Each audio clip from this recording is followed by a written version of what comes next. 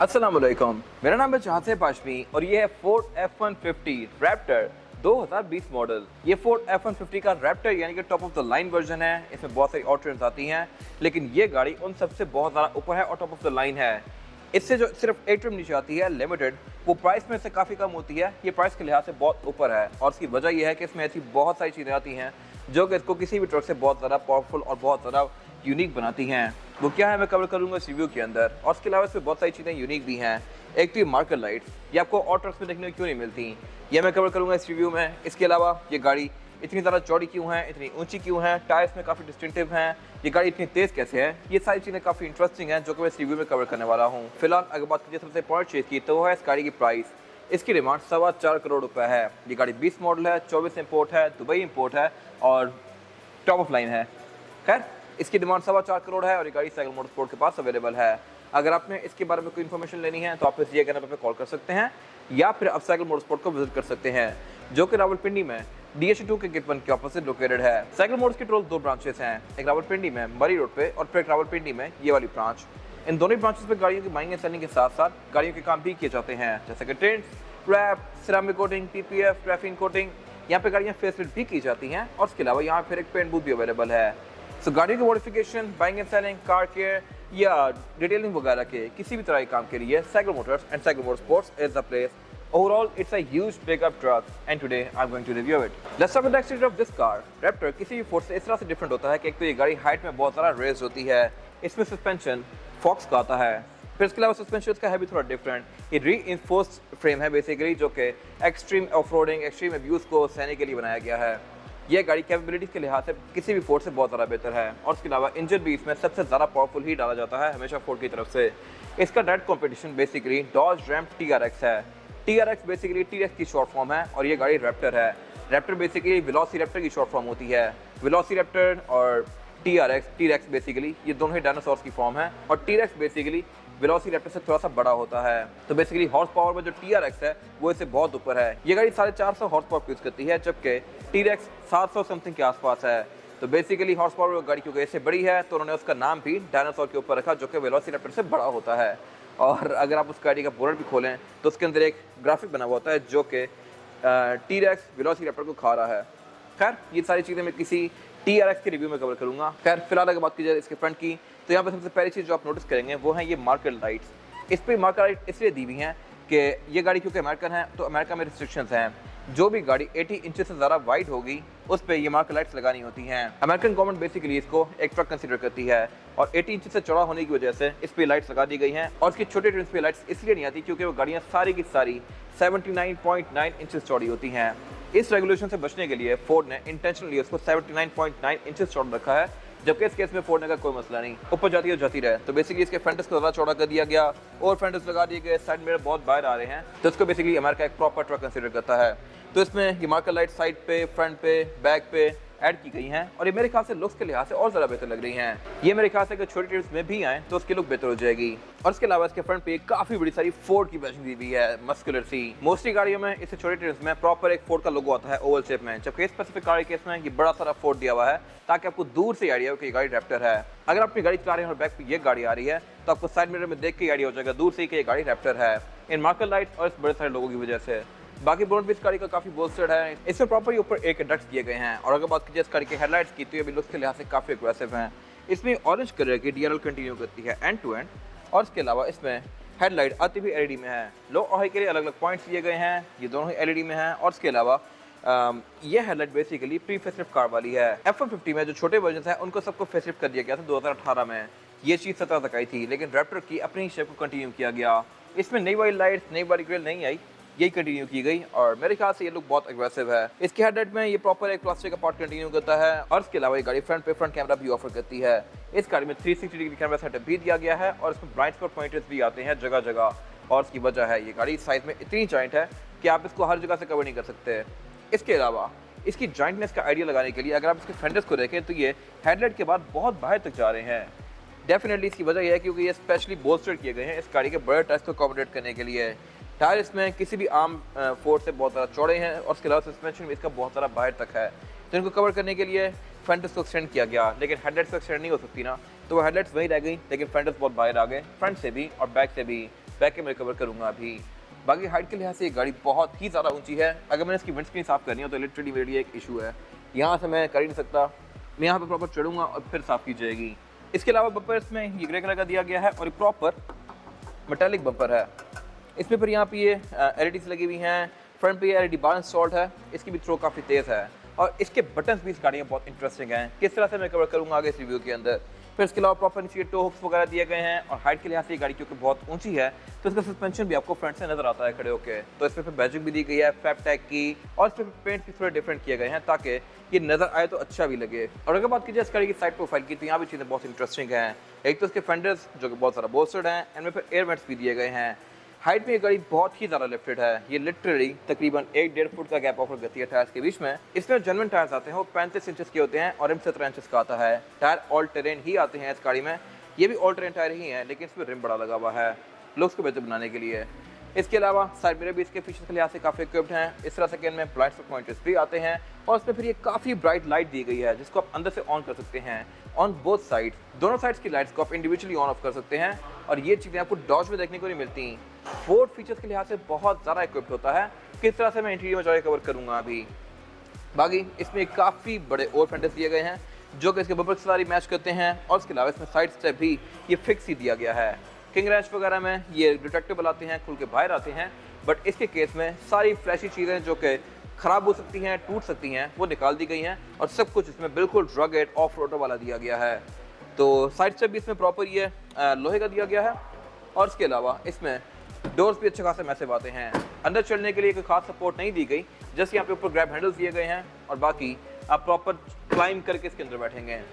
Height के लिहाज से बहुत ऊंची है। अगर आप इसके अंदर बैठते हैं तो लिटरली आप बाहर वाले बंदे के सर के लेवल पे होते हैं। बाकी साइड मिरर इस गाड़ी के फोर्ड लिमिटेड जैसे ही हैं, किंग रश में थोड़े ज़्यादा बड़े आते हैं।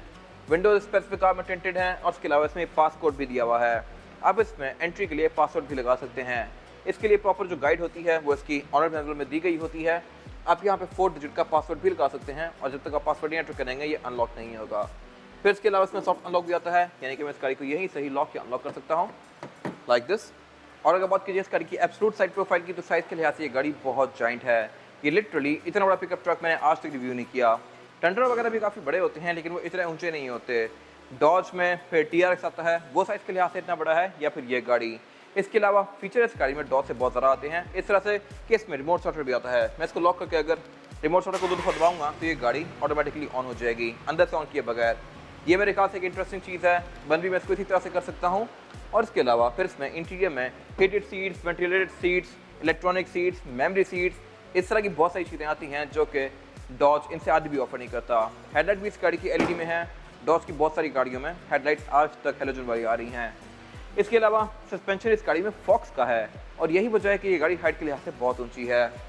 ये सस्पेंशन अच्छा खासा प्रीमियम है। जो गाड़ियाँ लोग बिल्ड करते हैं उनमें फॉक्स का सस्पेंशन लगाते हैं और ये सस्पेंशन इटसेल्फ भी कोई 15-20 लाख से ऊपर की गेम है।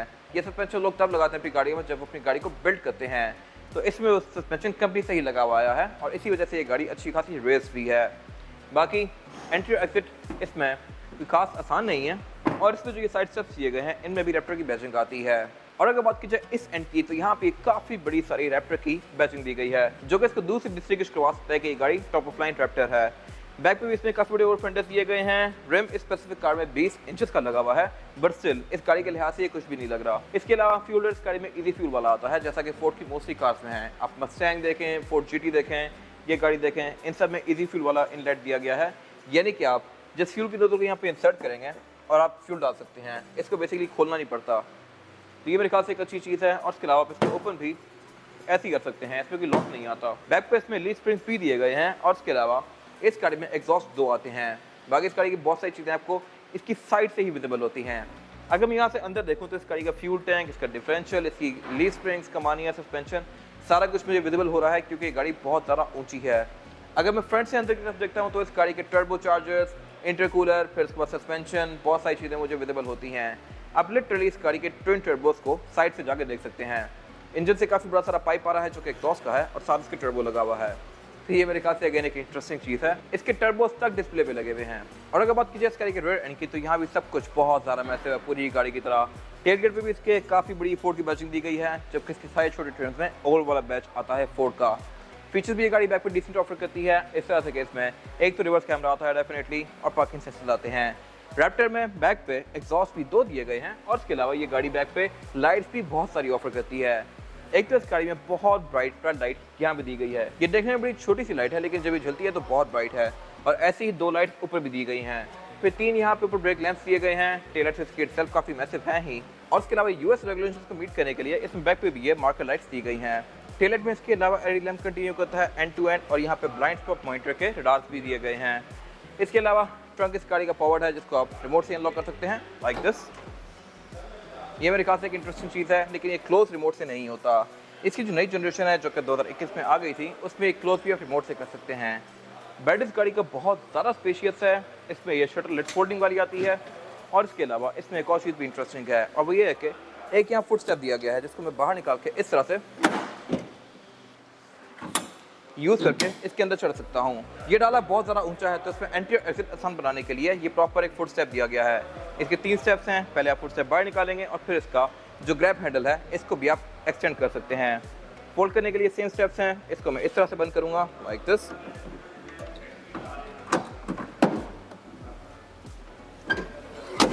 और फिर मैं इसको बंद नॉर्मली कर सकता हूँ। ये चीज़ मेरे ख्याल से मोस्टली ट्रक्स में आनी चाहिए। एक बहुत यूजफुल चीज़ है but I am not sure Ford के अलावा ये कोई और क्यों ऑफर नहीं कर रहा।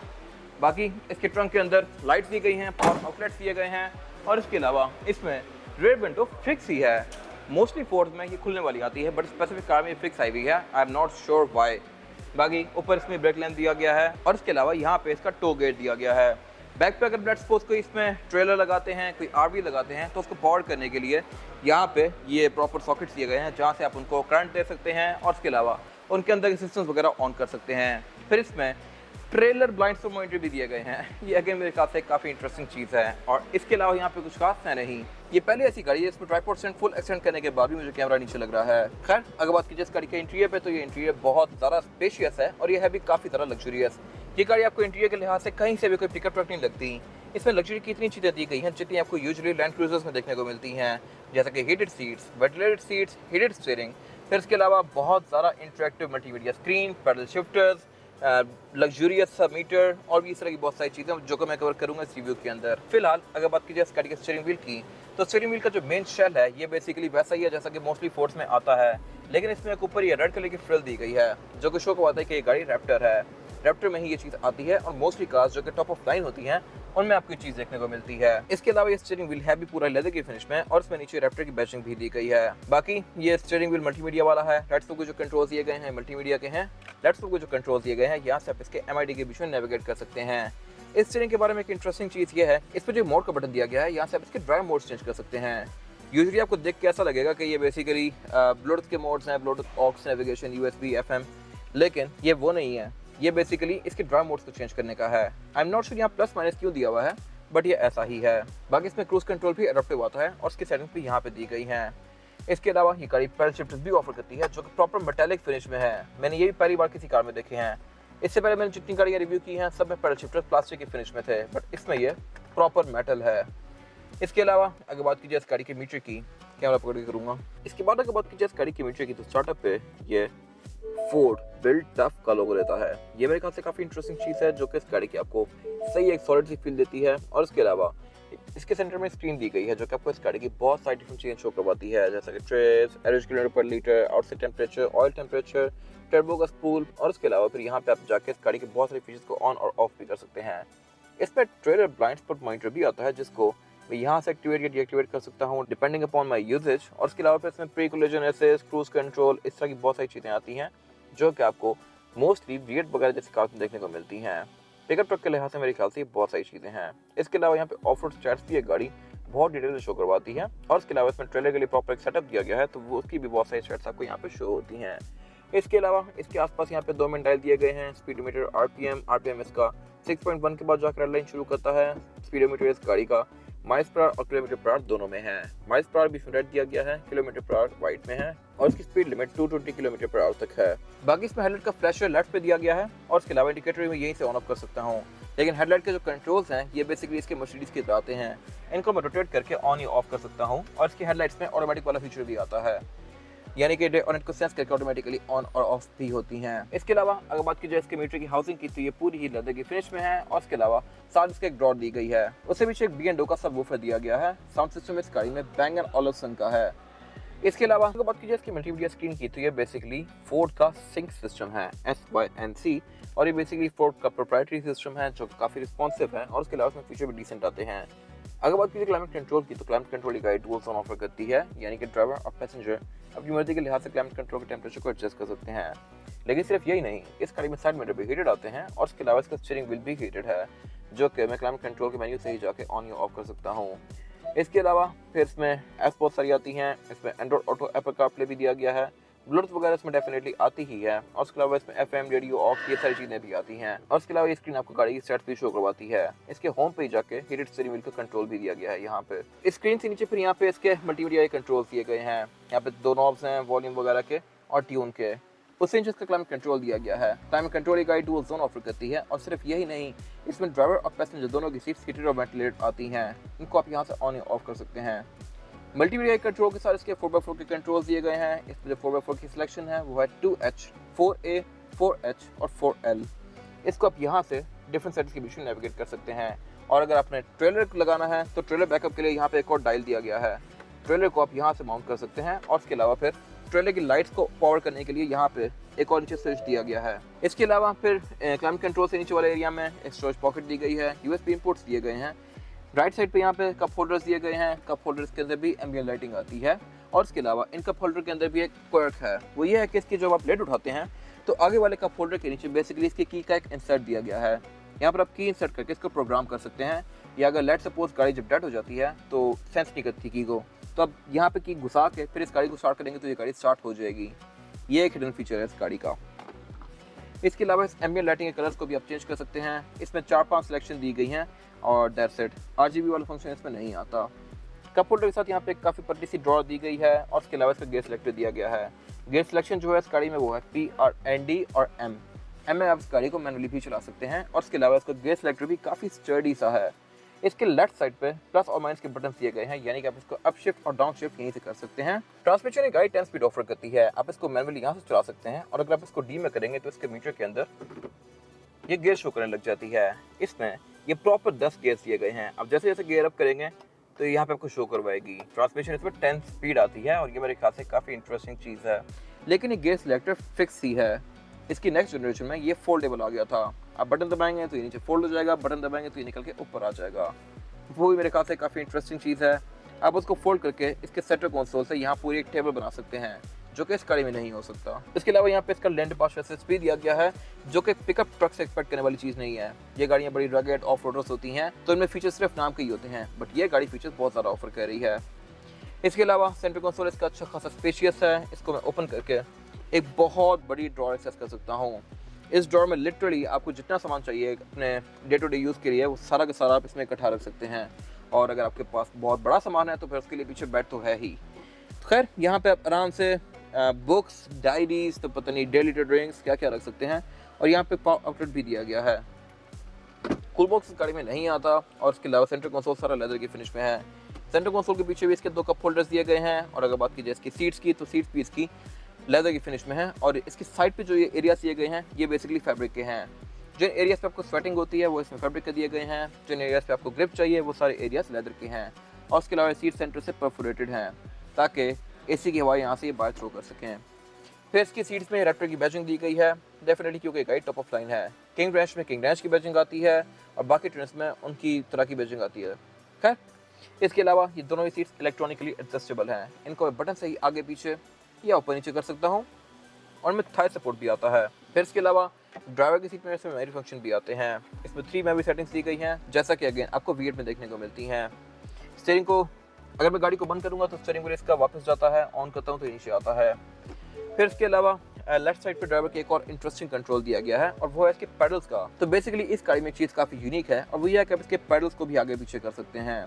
ये चीज़ मैंने अगेन पहली बार किसी कार में देखी है। बाकी इसमें बाहर बहुत सारी लाइट्स दी गई हैं, उन सारी लाइट्स को मैं यहाँ से ऑन ऑफ कर सकता हूँ। और अगर बात की जाए इसके वैनिटी मिरर की तो ये ड्राइवर और पैसेंजर दोनों के लिए दिए गए हैं विद अ लाइट जो कि ऑटोमेटिकली ऑन होती है और लाइट भी काफ़ी प्रीमियम है। इसके अलावा रैप्टर में एक चीज़ एक्स्ट्रा आती है और वो ये है कि इसकी पैनोरामिक रूफ से पीछे बहुत सारे बटन दिए गए हैं। ये बेसिकली 6 बटन है और उन पे लिखा हुआ है ऑक्स 1 2 3 4 5 6। 6 ऑक्स के बटन है और ये बेसिकली ऑक्सिलरी बटन है उन चीज़ों के जो कि आप इस गाड़ी पे लेके आफ्टर मार्केट लगाएंगे। जैसे स्पेसिफिक कार में बाहर लाइट्स लगी हुई हैं, बार लाइट वगैरह, तो उनके लिए एक ऑक्स 1 का बटन सेलेक्ट कर लिया गया है। लेकिन अगर इसके बाद मैं 6 और चीज़ें भी लगाना चाहूँ तो इस गाड़ी पे लगा सकता हूँ और उनके लिए मुझे यहाँ पे बटन दिए गए हैं। जिस तरह आप कोरोला वगैरह में देखते हैं, फॉग लैंप लगाने के बाद एक अलग से बटन ऐड कर दिया जाता है, चीप सा बटन। इस कार के केस में वो चीज़ नहीं है। आप अगर इस गाड़ी में कुछ एक्स्ट्रा लगाते हैं तो उसका बिल्ट इन बटन कंपनी ने दिया हुआ है। जब ये गाड़ी कंपनी से आती है तो इनमें कोई फीचर्स नहीं होते, ये ब्लैंक स्विचेस ही हैं।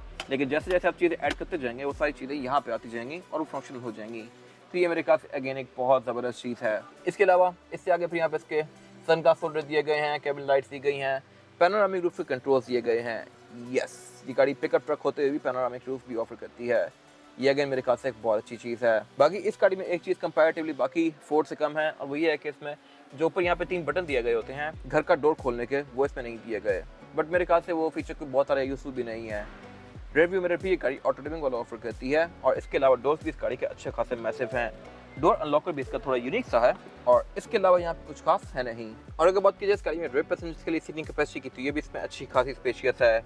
मेरे पास लेगरूम का यहाँ पे बिल्कुल भी कोई इशू नहीं है, हेडरूम भी बहुत सारा स्पेशियस है और बैक पे इस गाड़ी में आप 4 लोग कंफर्टेबली बिठा सकते हैं। यस, मोस्टली कार्स में मैं कहता हूँ 2 से 3 लोग, बट इसमें 4 लोग तो इजीली आ जाएंगे क्योंकि गाड़ी चौड़ाई में बहुत सारा स्पेशियस है। 3 यहाँ प्रॉपर सीट्स दी गई हैं, लेकिन ये सीट्स एक बंदे के हिसाब से ज़्यादा है। अगर मैं साइड पे होकर बैठूंगा तो मेरी आधी सीट बच जाती है, तो यहाँ 4 लोग एडजस्ट हो जाएंगे। 5 आना चाहें तो वो भी आ सकते हैं। एक बंदा यहाँ पर लिटरली लेट भी सकता है। बाकी यहाँ पे फीचर्स भी अच्छे दिए गए हैं। रेयर सीट्स इस गाड़ी में हीटेड आती हैं, बैक पे पावर आउटलेट्स दिए गए हैं। पावर आउटलेट भी इस गाड़ी में बहुत सारे हैं, फ्रंट पे भी, बैक पे भी। फिर इसके अलावा इसमें रेयर पैसेंजर्स के लिए सेंटर कंसोल भी दिया गया है, जो कि आपको यूजली पिकअप ट्रक्स में देखने को नहीं मिलता। इसमें कप होल्डर्स भी हैं। फिर इसके अलावा सीट्स इसमें बैक पे फ्रंट की तरह ही हैं। प्रॉपर यहाँ पे हेडरेस्ट दिए गए हैं, सीट बेल्ट दी गई हैं, इसके पोर्ट्स दिए गए हैं और बैक पे क्योंकि इसकी पैनोरामिक रूफ कंटिन्यू करती है तो इसकी लुक भी काफ़ी मज़ेदार आती है। इसकी जो रेयर विंडोज़ हैं ये भी बहुत सारा मैसिव है पूरे ट्रक की तरह। इसका काफ़ी बड़ा सारा पोर्शन ओपन होता है और स्पेसिफिक कार में क्योंकि ये टिंटेड है तो इसकी लुक और बेहतर आ रही है। बाकी इसमें बैक पे कर्टन एयरबैग्स भी दिए गए हैं रेयर पैसेंजर्स के लिए और इसके अलावा यहाँ पे कुछ खास है नहीं। इसके बाद अगर बात की जाए इस गाड़ी के अंडर द हुड सिचुएशन की, तो ये भी बहुत सारा इंटरेस्टिंग है। इस तरह से कि इंजन इसमें 3.5 इको बूस्ट ही आता है, वैसे ही जैसा कि बहुत सारे फोर्ड्स में आता है, लेकिन फोर्ड ने इसको ट्यून किया है और ट्यून करके इस गाड़ी की हॉर्स पावर 450 तक पहुंचा दी है। और इसके अलावा ये गाड़ी 520 पाउंड फीट ऑफ टॉर्क भी प्रोड्यूस करती है। ये परफॉर्मेंस फिगर्स बॉडी साइज के लिहाज से अच्छे खासे पावरफुल हैं और ये गाड़ी सिर्फ पिकअप ट्रक है। SUVs में भी इतनी पावर नहीं आती, जबकि वो गाड़ियां से बहुत सारा भारी होती हैं। और इसके अलावा इसमें प्रॉपर फोर्ड परफॉर्मेंस की बैजिंग भी दी गई है, इंजन पे भी, इसकी डोर सिल्स में भी, इसके इवन ऑनर्स महल के ऊपर भी फोर्ड परफॉर्मेंस लिखा हुआ है। जगह जगह आपको फोर्ड परफॉर्मेंस की बैजिंग देखने को मिलेगी क्योंकि ये कोई आम इंजन नहीं है। इसके ऊपर फिर रैप्टर का भी बैच दिया हुआ है। बाकी इंजन बेस गाड़ी काफ़ी टाइटली पैक्ड है। ये इंजन ट्विन टर्बो चार्ज है, इसके दोनों टर्बोस आपको इसके व्हील आर्चेस के अंदर से विजिबल होते हैं। और इसके अलावा अगर बात की जाए एवरेज की, तो ये गाड़ी आपको 3 से 4 ही देगी। ये मेरे ख्याल से एक इसका डाउन साइड है, लेकिन इतनी बड़ी गाड़ी लेने के बाद आपके लिए मेरे ख्याल से एवरेज कोई खास इशू रहेगा नहीं। ये गाड़ी बहुत ज़्यादा मजेदार है और अपनी कॉस्ट ऑफ रनिंग जस्टिफाई करती है। बाकी बोनट इस गाड़ी का हाइड्रोलिक से ओपन होता है, इसके अंदर इंसुलेशन भी दी गई है और इसके अलावा यहाँ पे कुछ खास है नहीं। इसके बाद अगर बात कीजिए इस गाड़ी के टायर साइज की, और टायर साइज जो इस गाड़ी का पूरा है यह 35 इंचेस का, रिम इस गाड़ी में 20 इंचेस का है। और इसके अलावा ये ऑल टेरेन टायर है। टायर स्पेसिफिक कार में फिलहाल कूपर डिस्कवरर है जो कि एक अच्छा टायर है और इसके अलावा कंडीशन के लिहाज से भी ये टायर ऑलमोस्ट ब्रांड न्यू है। ये गाड़ी रिसेंट इंपोर्ट है, 24 क्लियर है और पाकिस्तान में तो ये चली ही नहीं हुई तकरीबन। तो मेरे ख्याल से ये गाड़ी काफ़ी अच्छा ऑप्शन है। और इसके अलावा ये गाड़ी फ्रंट पे डिस्प्ले ऑफर करती है और बैक पे भी। यूजुअली आपको पिकअप ट्रक्स में सिर्फ फ्रंट पे देखने को मिलती है, बैक पे ड्रम ब्रेक्स आती हैं। बट ये गाड़ी टेक्नोलॉजी के लिहाज से बहुत नेक्स्ट लेवल पे है। इसके अलावा इसमें सस्पेंशन बहुत सारा स्टडी और बहुत मैसिव है क्योंकि ये ऑब्वियसली फॉक्स का है और ऑफ रोड सस्पेंशन है। इसके अलावा इसमें आपको सारे इंटरनल्स यहाँ से नजर आते हैं, लाइक लिटरली मुझे यहाँ से बैठ के इसका टर्बो भी नजर आ रहा है। तो ये मेरे ख्याल से एक इंटरेस्टिंग चीज़ है और मेरे ख्याल से इंटेंशनल है। इसकी सारी जगह कवर्ड है लेकिन एक जगह पे गैप है और उसी जगह से आपको टर्बो नजर आ रहा है। तो ये मेरे ख्याल से फोर्ड ने खुद ऐसा डिज़ाइन किया है। बाकी गाड़ी पार्शियल 4x4 है, यानी कि आप इसको 4x4 और 4x2 में स्विच कर सकते हैं। और इसके अलावा गाड़ी पावर के लिहाज से बहुत ज़्यादा तेज़ है, तो ये गाड़ी टेल भी काफ़ी करती है। आप ओवरटेकिंग में जब इस गाड़ी को प्रॉपर एक दफ़ा फ्लोर करते हैं तो ये पीछे से सही फिरती है। इसकी मेरे ख्याल से एक अपनी फील है और इसके अलावा यहाँ पे कुछ खास है नहीं। ये था आज का रिव्यू। अगर आपको रिव्यू पसंद आया है तो इस रिव्यू को लाइक कीजिए, मेरे चैनल को सब्सक्राइब कीजिए और अगर आपके पास कार से रिलेटेड कोई भी राय है तो उसको कमेंट सेक्शन में शेयर जरूर कीजिएगा। ताकि वो लोग जो ये गाड़ी लेने वाले हैं वो आपकी राय से फ़ायदा उठा सकें। अपना ख्याल रखिएगा। Thank you.